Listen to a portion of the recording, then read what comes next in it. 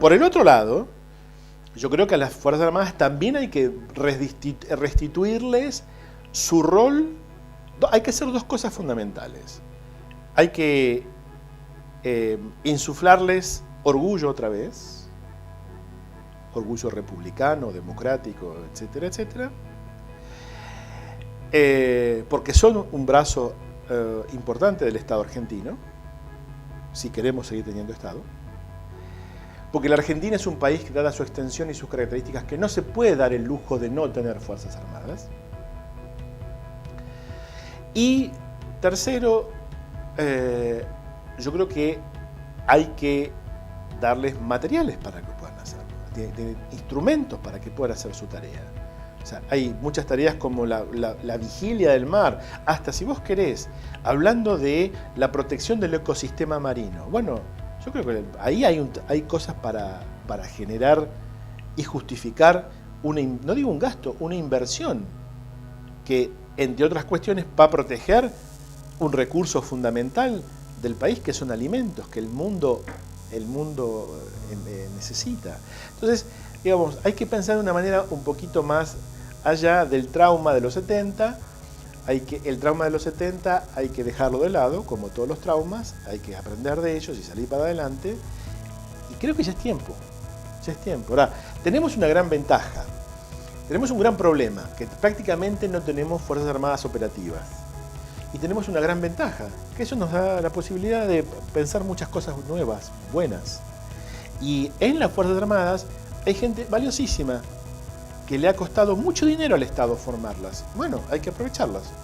Las Fuerzas Armadas se encuentran en una situación donde no tienen capacidad operativa prácticamente. Casi, sí. El balance militar de Sudamérica del 2017 le dio a toda la región de Sudamérica que la inversión, o sea, para lo que sería el instrumento militar, es el equivalente a lo que invierte Rusia. O sea, no estamos hablando ni de Estados Unidos ni de China, estamos hablando de Rusia, que está en el tercer escalón. Sí. Un poquito más abajo y casi con el mismo nivel de inversión que toda Sudamérica está el Reino Unido. Y esto es importante teniendo en cuenta los antecedentes que hubo en el Atlántico Sur, sobre todo en disputas que no llegaron a ser más que cuestiones que se solucionaron por la vía diplomática. Por ejemplo, un incidente que hubo en la isla de Decepción en la década del 50, donde Argentina tuvo que mandar unos buques, Inglaterra también, que terminaron con el arrío de la bandera inglesa y la instauración de la bandera argentina y una serie de episodios. La pregunta es, teniendo en cuenta lo que significa la riqueza de la plataforma continental y la proyección sobre la Antártida y el límite que impone el Tratado Antártico, que tiene una fecha de, digamos, donde los países van a empezar a disputar soberanía. En el caso de que se agudicen estos conflictos, digo, si existe esa posibilidad, ¿cómo hacemos con el instrumento militar que tenemos para dar alguna especie de sentido de disuasión o de posibilidad de que a Inglaterra, al Reino Unido, le cueste más estas cuestiones, teniendo en cuenta esta disparidad, esta asimetría en los recursos, ¿no? Bien, yo lo primero que te diría es que con el Reino Unido tenemos una gran posibilidad de coincidir en muchísimos temas. Yo creo que la herramienta fundamental que tenemos que esgrimir con el Reino Unido es la diplomacia. Y una diplomacia pragmática. Y en el sentido de que... Ahora, el instrumento militar, ¿en qué puede servir en eso? Bueno, yo creo que en un área en un ángulo muy pequeño, o una parte de la ecuación. Y es elevar el costo potencial a Gran Bretaña de cualquier cosa que quiera hacer en el Atlántico Sur. Nada más que eso. Pero mientras tener esa presencia de calidad buena, etcétera, etcétera, pero al mismo tiempo nosotros con los ingleses tenemos miles de cosas que explorar para hacer juntos. desde la investigación antártica, etcétera, etcétera, etcétera, Malvinas, etcétera, etcétera. Digo, ¿por qué digo esto? Porque me parece que esto es lo que nos conviene. Esto es lo que nos conviene. Ahora, el tema es que nosotros también, para ser un socio creíble, no ya digo para Gran Bretaña, para Brasil, nosotros tenemos que tener un instrumento militar funcionante para ser un socio creíble. Para Chile. No hablemos de una cosa. A ver, también, en lo particular, yo creo, si nosotros planeamos unas Fuerzas Armadas para competir con Gran Bretaña, estamos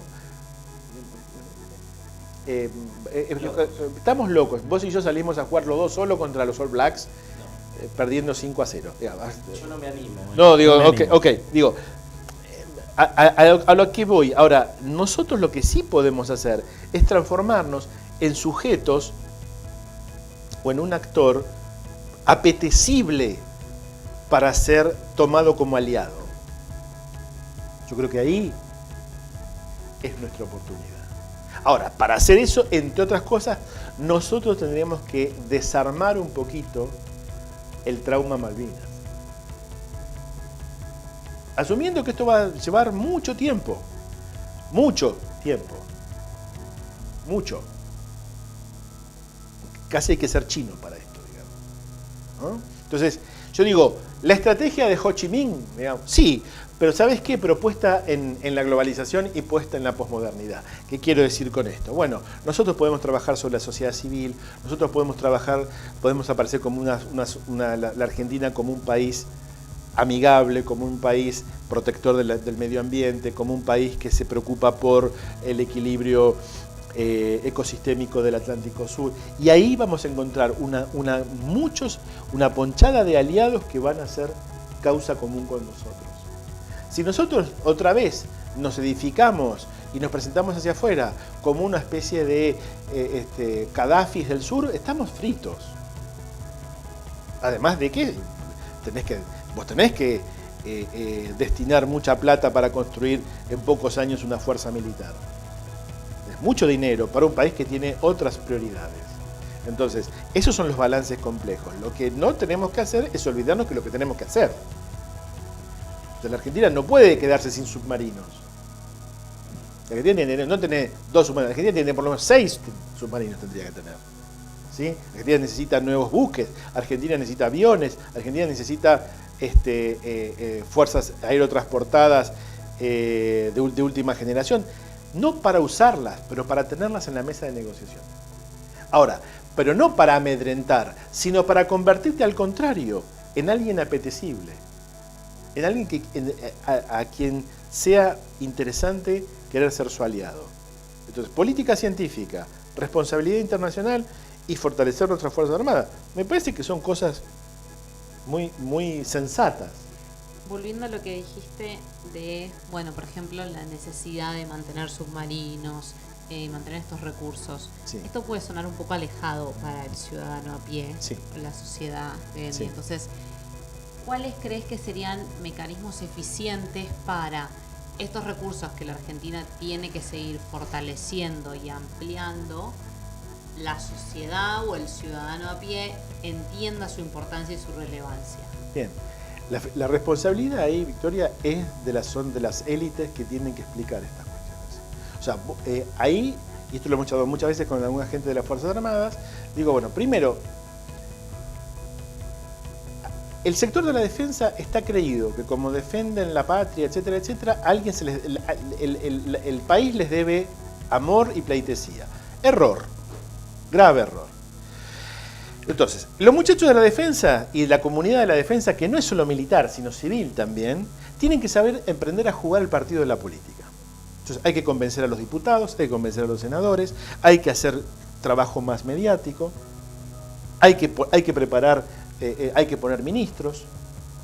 O sea, estas son las cosas que se hacen en la política. Para eso necesitas convencer a los partidos políticos, trabajar en las universidades, trabajar en la opinión pública y llevar básicamente una acción de explicación. O sea, hay que explicar, hay que confiar en la racionalidad media de la sociedad. Señores, necesitamos esto, por esto y por esto. A ver, nosotros nos dimos cuenta que necesitamos mejorar el material bélico cuando perdimos a la gente de Lara San Juan. Yo digo, esto es una locura. La Argentina es un país que no se cansa de caer en el abismo para darse cuenta que tiene que cambiar. Entonces, digo, pero esto es una tarea de las élites, es una tarea de las personas que estén a cargo de estos temas. Y una cosa que yo haría claramente es un trabajo en la opinión pública muy fuerte. Yo haría dos cosas, en la opinión pública, y trabajaría mucho en partidos políticos, el Congreso, los sindicatos, las universidades. Mariano, el triunfo hipotético de Bolsonaro en Brasil, en términos de lo que es la región y sobre todo teniendo en cuenta la importancia geopolítica de Brasil y que es el principal socio de la Argentina en el Mercosur, ¿de qué manera puede afectar al desarrollo de estas cuestiones que venimos hablando, el sistema de defensa, el Atlántico Sur y la Antártida? Bueno,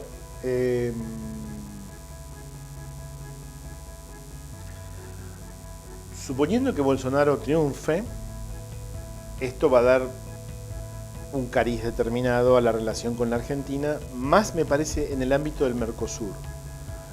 No tanto me parece que en lo que es la política del Atlántico o otras cosas, porque eso me parece que es más la línea de Itamaraty. ¿A qué me refiero? Vos sabés que Itamaraty, que es la cancillería tal vez más profesional que tiene el mundo en vías de desarrollo, sin desmerecer a la Cancillería Argentina, digo, pero ellos tienen muy claro ciertas cuestiones, ¿no? Y esas cuestiones son a mediano y largo plazo. Brasil tiene su proyección antártica, tiene su proyección sobre el Atlántico Sur, por eso es lo que te decía hace un rato, lo que hablamos hace un rato, y es que en algún momento nosotros también tenemos que ser apetecibles como socios, si queremos jugar. ¿Por qué? Porque a nosotros nos conviene tener a Brasil de nuestro lado. A nosotros nos conviene tener una estrategia regional para la cuestión del Atlántico Sur y la cuestión de Antártida. ¿Por qué? Porque de alguna manera con eso contrabalanceamos un poco el peso anglo, digamos, en la zona, ¿sí? Es un juego de contrapesos complejos. Entonces, si triunfase Bolsonaro, yo lo que veo por ese lado, no veo grandes cambios en ese aspecto. Yo creo que van a seguir con la Amazonia Azul, probablemente, porque es un tema caro a los militares. Yo la cuestión más compleja que veo es que se puede tornar más complicada la situación con Venezuela. Y entonces ahí sí eso nos puede afectar de una manera indirecta muy fuerte, porque Venezuela es un polvorín. Hay un clima alrededor enrarecido en la propia Venezuela y alrededor. Entonces yo creo que el triunfo de Bolsonaro puede poner algún palito ahí en esa posible hoguera. Esperemos que no, esperemos que con Bolsonaro se cumpla el teorema de Baglini, ¿no? Que cuanto más cerca estás del poder, más responsable te haces. Y cuanto más te alejas del poder, más irresponsable te haces. Pero bueno, ahora que por ahí es presidente, esperemos que se ponga más responsable, al menos en su discurso. Bueno, Mariano, muchas gracias por este rato que nos concediste para intercambiar estas ideas. La verdad que nos vamos con muchas cuestiones, de algún modo, con aclaraciones, con cosas que nos fuiste brindando, pero también con algunas inquietudes que seguramente quizás si nos das otro rato más adelante podamos seguir charlando. Encantado, ha sido un gusto charlar con ustedes y yo les agradezco la venida aquí y a la Universidad de Palermo, donde es uno de mis lugares de trabajo. Muchas gracias. Gracias, Muchas gracias, Mariano. Gracias.